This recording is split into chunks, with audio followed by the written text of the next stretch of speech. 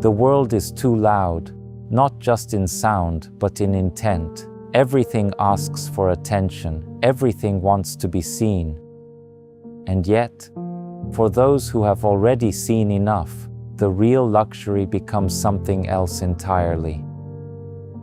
The right to disappear.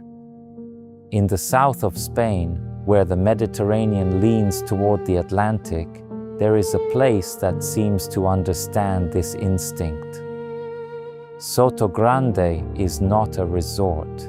It is a rare kind of refuge, one built not on spectacle, but on restraint.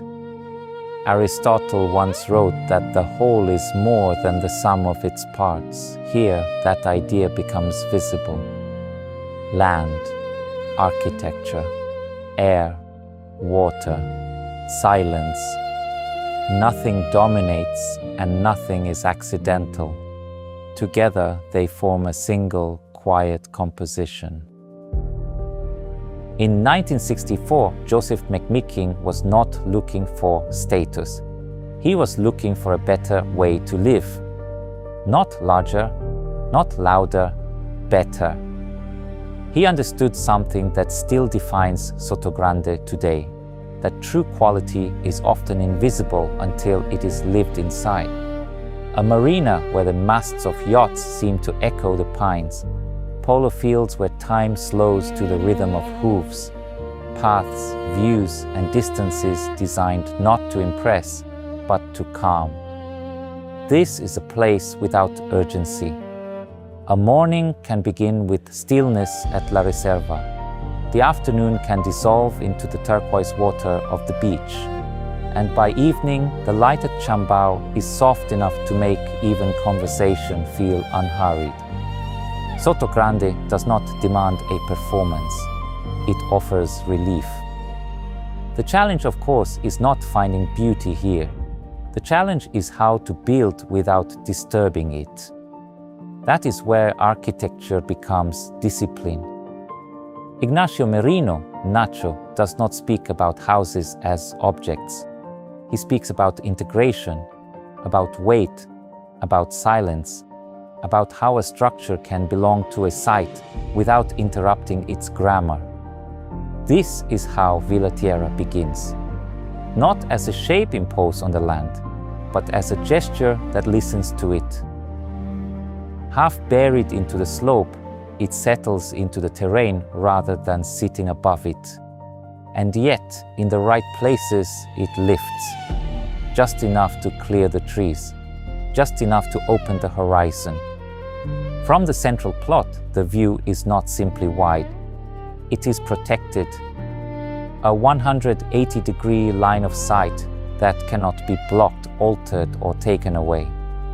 That kind of view is not a feature. It is a condition of life. In most developments, time is treated as a problem. Here, it is treated as part of the architecture. The license is already secured. That changes everything. It means certainty. It means a path forward that does not dissolve into delay. It means that the future is not imagined vaguely. It is measured, structured, and underway. And then there is the engineering. 40% more concrete, 15% more steel. Not because excess is the point, but because precision sometimes asks for more than the minimum. Because lasting beauty requires a kind of hidden discipline. Because what looks effortless from the outside is often supported by a deep, uncompromising structure beneath. That is the Swiss logic in the project. Not decoration, not noise, control. And control, when it is at its best, becomes a form of elegance. Sotogrande is often described as exclusive, but exclusivity is the wrong word. What defines this place is not who it excludes, it is what it preserves. Privacy, continuity, a life that is not constantly interrupted by exposure. From Hotel Sotogrande to the marina, from the golf course to the beach, everything exists in an unusually coherent rhythm. nothing feels chaotic, nothing feels temporary. And that is why people come here. Not for square meters, not for a line in a brochure, but for a quieter transformation. The person who arrives is not always the same person who stays.